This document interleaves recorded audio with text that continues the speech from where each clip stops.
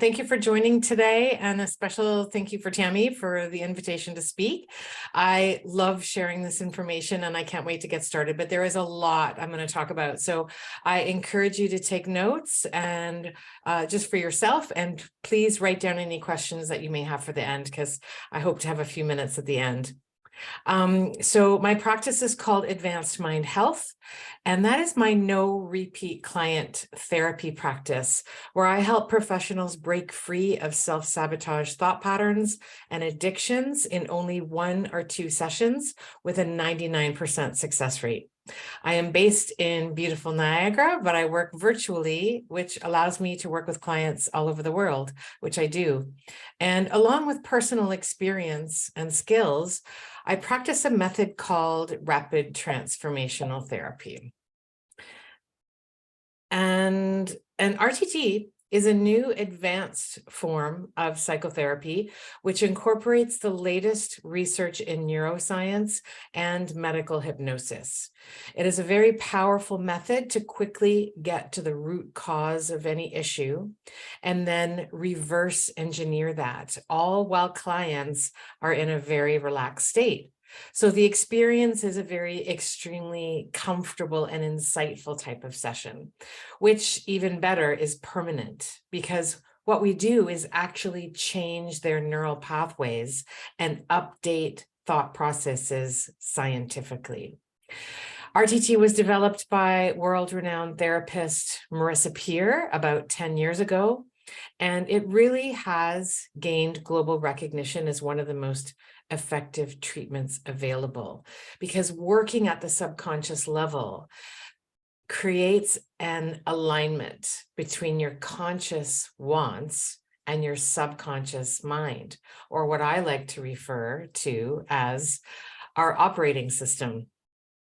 Because as I remind my clients, the subconscious mind is actually what drives 95 to 97% of our decisions, our actions, and our behaviors. And it is essentially formed from our past experiences, creating our mind's belief system or operating system. For example, if you get frightened by a dog when you're a child, you're likely going to grow up with a fear of dogs from your mind's belief that dogs are dangerous. But when those negative beliefs come into our conscious mind about ourselves, beliefs that we're not good enough, not smart enough, not worthy of what we want, when those beliefs form and then bubble up and we respond to them as if they are true, then they are going to lead to the same decisions, choices, and behaviors you've always had, because we are just reinforcing them. And your subconscious mind wants you to stay in the familiar. So let's start to look at how we can change this easily, because you have the power to. But there's a few things to be aware of when it comes to shifting and upgrading our mindset. First of all, we are wired at birth. Our minds are wired to move us away from pain, whether that be emotional or physical, as in dogs are to be feared because you got hurt from one in the past. Or when we get hurt in a relationship, we're likely to be more cautious in the next one. It's conscious, yes, but there's also a deep inner mind belief that sinks in there when we believe this long enough, when we feel that long enough. And secondly, our minds are also naturally wired to stay in the familiar, as I mentioned. And this is simply because of prehistoric programming. Our mind's number one job is to help us survive, and therefore wired to believe that the unfamiliar is dangerous. And today, this is what we call our comfort zone. However, we can easily expand that comfort zone simply by making what is outside of it, or making the unfamiliar familiar. We just need to introduce it to our minds. And we need to be aware that we actually have a lot of power over this wiring, because the equation I always drive home is, and write this down, this is so important, our thoughts create our feelings. which create our actions, which ultimately create our lives. And the only thing we have control over is our thoughts, nothing else. And when we change our thoughts, we scientifically and chemically change our feelings and emotions, and therefore our actions. And know that when we understand our mind, we begin to take control of the power that we have over our emotions and our actions, or what we are motivated to do. And this is reflected in the first rule of the mind that I want to talk about today. Every thought we think creates a physical reaction. And we all know this as the mind-body connection. And it's why when we feel discomfort in our thoughts, it manifests in our bodies. Our heart rate goes up. We feel nervous and so on. And also realize that the subconscious mind takes in everything literally. It is always awake and always listening and absorbing and using those words and thoughts to create not only a reaction in our body, but to influence our behaviors, actions, and decisions. So an example of this where it manifests in the body is if you were to close your eyes.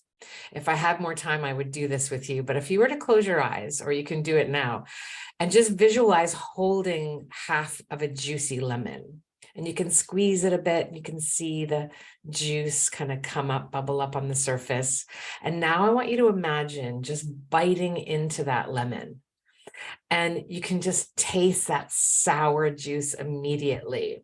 And what's going to happen is your mouth is going to start to produce saliva, because you told your mind that you were biting into a lemon. Your mind doesn't know you are not. You just told it that, and your body responds. So you can see how much they are connected. And again, the only thing we can control are our thoughts.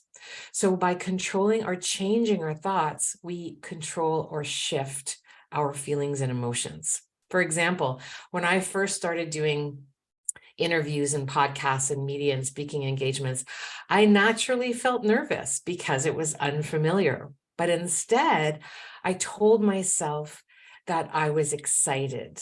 Because if you visualize yourself really enjoying what you're about to do and tell yourself you're looking forward to it, even though you may not be, tell yourself you are, because that's how your mind responds. And it's really fascinating how you can feel the stress begin to leave your body simply from those thoughts and words. And another really important rule of the mind to be aware of is what is expected tends to be realized. And it's exactly why placebos work.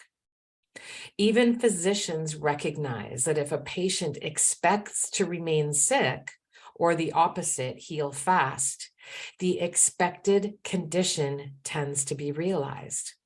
And where this scientifically comes from is what I mentioned at the start, that our minds respond powerfully to two things: the words you say to yourself and the pictures you make in your head. If there's anything you take away from today, that is the most important, because those pictures and words scientifically become the blueprint that your mind uses to create your reality. And don't forget that mind is 97% of controlling of what you actually do, how you move through your day. And your mind will actually try to match the pictures and words that you give yourself by influencing your decisions and actions. But you have the power in understanding how it works. Even though your mind has 97% power over your decision-making abilities, you have the power to feed it what you want. And that's where we create the alignment. So you can see how important it is to know that what we tell ourselves is critical to how we move through our day, how we move through our lives, how we behave in situations, how we control our triggers or respond to criticism, or how we hone our coping skills. Many people with depression often say to themselves, I had a parent who was depressed, so that must mean that this is where my feelings of sadness come from. I am genetically predisposed to depression. And people who struggle are caught in not only a loop of negative thoughts about themselves, but also the belief that they can't be helped because it's genetic. I also successfully treat addiction in my clients very quickly, actually. And many people believe addiction is genetic, but there's not enough evidence to prove this. Is it genetic? In my feeling, no. Is it generational? Yes. Or what the trending term is, epigenetic, which is the study of how your environment can actually cause changes that affect the way your genes work. Mic drop, right? When you grow up watching behaviors, you learn behaviors. And live and learn, we say. We learn beliefs about ourselves by watching and interacting with our caregivers and peers.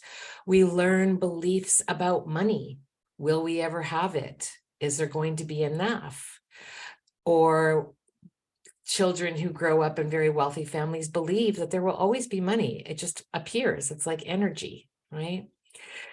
And when your mind forms beliefs, it begins to look for proof and patterns and repetition. And when this goes further, it actually changes our energy. When that's in a positive direction, this is referred to as the law of attraction or self-fulfilling prophecy, because we literally become what we think about. Scientifically, our thoughts shape our reality. Because again, our thoughts create our feelings, create our actions, create our life. And if this is a negative loop, we do have the ability to break it. I call it mind flip. Think of the best possible outcome instead of the worst possible outcome, because it's far more pleasant to think about that and most likely closer to the truth. Because another rule of the mind is imagination is far more powerful than than logic and knowledge. Emotion wins. In the battle between emotion and logic, emotion always wins. Anyone who has been on the CN Tower observation level and looked down, logically, you know you're safe, but emotionally, the very sight of that drop will make your stomach turn. Again, the thought producing a reaction in the body. Emotions always win. And what do we know about emotions? They are created by our thoughts. So you can see how important it is to use better thoughts.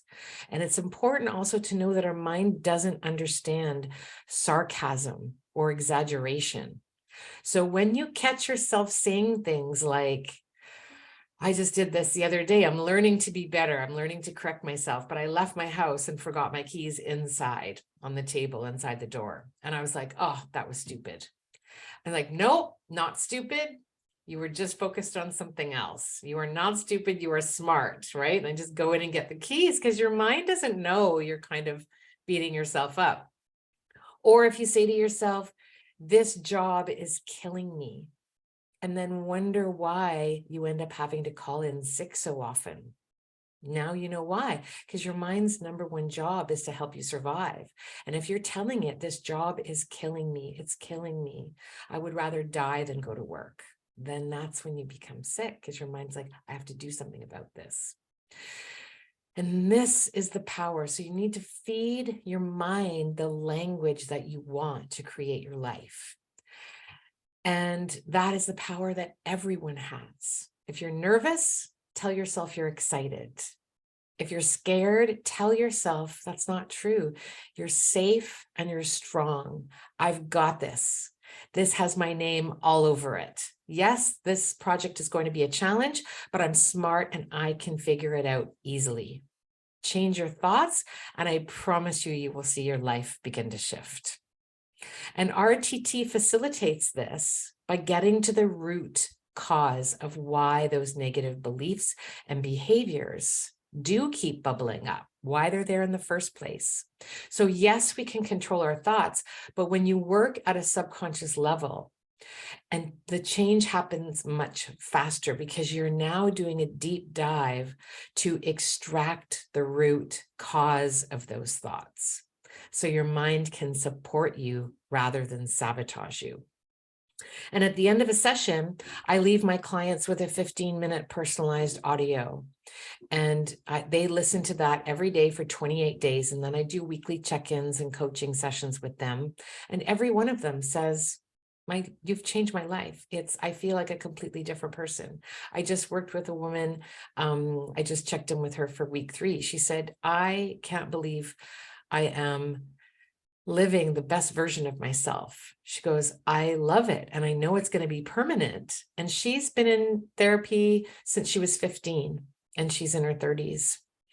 So, so this audio ensures you, because the session does the work, but the audio ensures that you stay that way permanently, because the audio is what helps you literally groom in those new neural pathways and rewire your brain and thought processes. Like these people did in just one session who I helped. I've helped so many people who have been in therapy for years, all in only 2 hours to remove the root, and then 3 to 4 weeks to groom in their new thought processes, what they actually want. So like I said, so their mind supports them rather than resists them. And they do it through understanding, compassion, and science.